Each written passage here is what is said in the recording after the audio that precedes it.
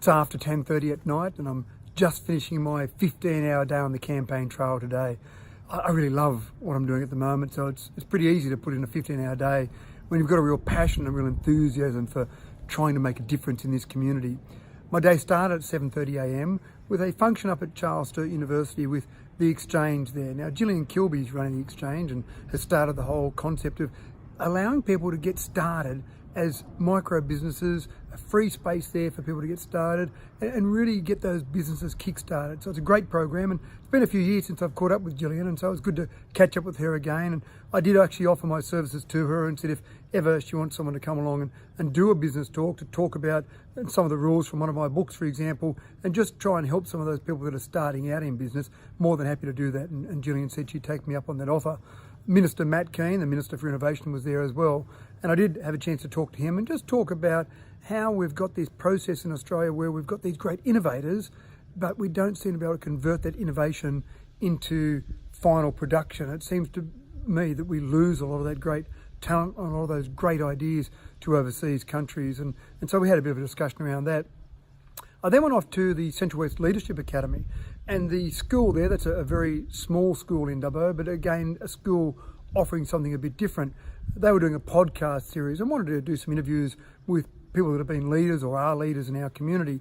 So they interviewed me, and that was probably about an hour I spent there with the kids just going through, very professionally done. I was very impressed with the way they approached it. And we basically did an interview for a podcast, and I'll let you know when that podcast has been finished. They've got to edit that and then get that posted and work on that. And then I met with Mandy Randall from the Central West Leadership Academy and just talked about the school, and she's got that school started this year, just about the process she's had there. And I did speak to Mandy a couple of times in the last couple of years and just gave her some direction and advice as much as I could anyway in terms of where she could go with that. But she is a bit frustrated at the moment by the lack of support from the state government about or in relation to that school. And one of the things that I think is great about different schooling that we have in the region is that those schools can be economic drivers. So if you've got better schools in your community, if you've got schools that are bringing people to your community, that is an economic driver. And we see in Mudgee, for example, with St Matthew's, and I sit on the Diocesan Finance Council, so I've been a large part of the decision with St Matthew's. It's being expanded from the current site to take year 7 to 12 out to a new site. And I think that will grow the overall student population in Mudgee, and that will bring more people to Mudgee. So across the entire electorate, there are opportunities there for schools to keep developing. So I hope the Central West Leadership Academy continues to push further. I then went out to Wellington. I was invited out by the Mount Arthur Trust, or the Mount Arthur Reserve Trust, to have a look around there. So I spent a couple of hours with Chris, and thanks for your time, Chris.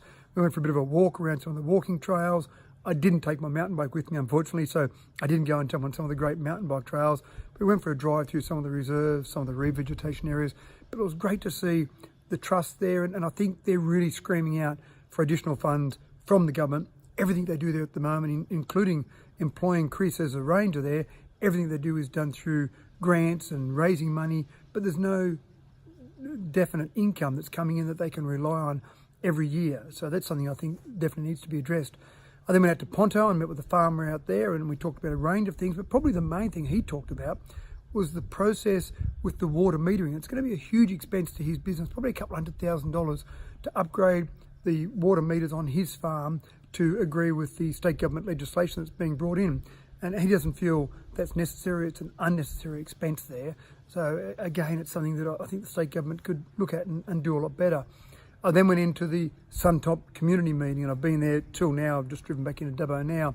And the Suntop community meeting was a great meeting where the community, over 100 there in attendance, got the opportunity to talk to the proponents of that particular solar farm about their concerns. And I think from the proponents of that solar farm, it has been a distinct lack of communication. I think tonight was a great opportunity for the community to communicate with the proponents and the proponents to hear what the community had to say. And it's probably a shame that it's taken this long to get to that point, but I think they heard loud and clear what they had to say about it.